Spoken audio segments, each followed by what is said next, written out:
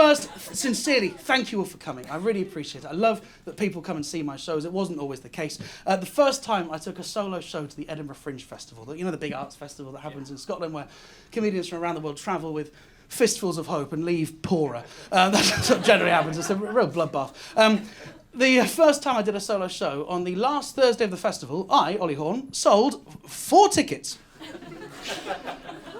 That's not enough. That's not enough tickets. Right? I'd not hit my KPIs that day, right? It was a pretty grim day, right? And I remember walking to the venue thinking, this is utter dog shit. Why am I even bothering performing to just 4 people, you know?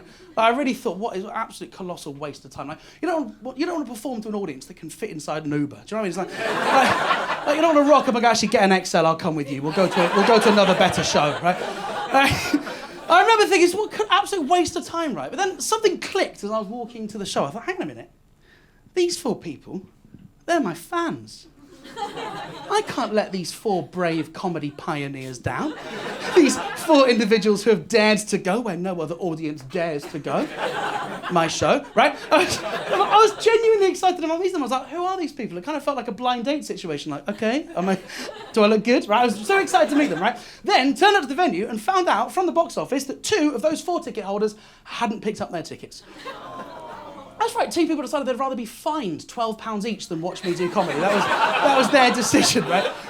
So, obviously the show's cancelled, right? You don't do a show with just 2 people. That is ridiculous. So, I thought, I'm going to do the decent thing. Rather than let my producer or the box office staff let them know, I'm going to let my fans know myself, right? So, right, I went up to the queue. Yeah, it's just where they were standing, really. So I had to find them. And I said, I'm really sorry, but my show's been cancelled. And then straight away, the guy from the couple goes, who are you? And I'll be honest, that's not the best start to that fan interaction, right? I said, oh, I'm Ollie Horn. I'm going to do the show at 7 o'clock. And he went, oh, yeah, we're really looking forward to that. And I said, right, you shouldn't be, because it's been cancelled, right? And then straight away, with his tickets in his hand, he goes, no, it hasn't.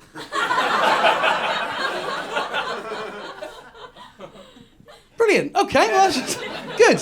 Like, what does he know about my show that I don't know, right? Do you know what's really annoying? I kind of thought about it. On a technicality, he is right, isn't he? Do you know what I mean? Like, what is the show if it's not just me, like, chatting to them for an hour? It is happening, technically, isn't it? It's just, all that's happened is we've moved venue from the auditorium to the fucking foyer, right? I was so cross, right? And I found out through talking to them, they're a lovely couple from Germany, right? So famously a fantastic comedy audience. And I said, no.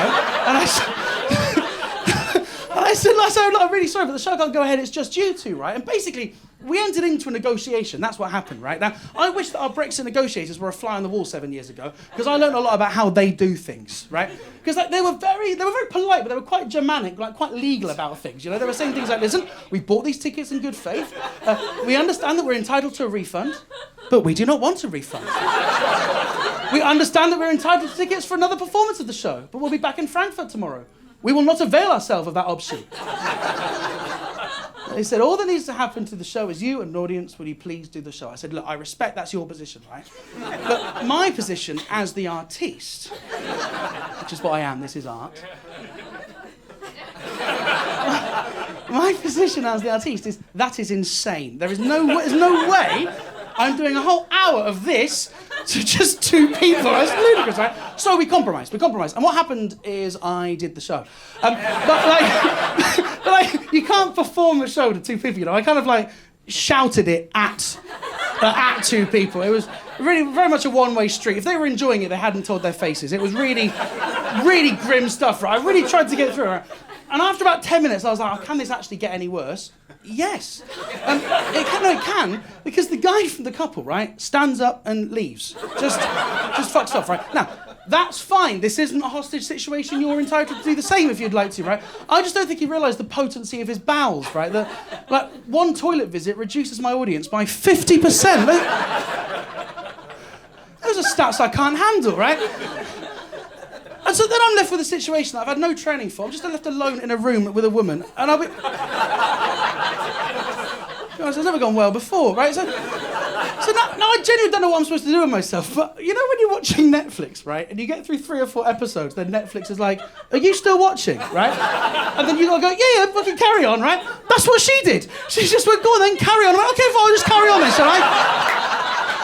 So I just continue pummeling jokes at this woman for the next 15 minutes, right? Doing my absolute best. And that is what I plan to do for you this evening. 15 minutes of my absolute best. I'm so genuinely so pleased you're here. Thank you for coming. It's great.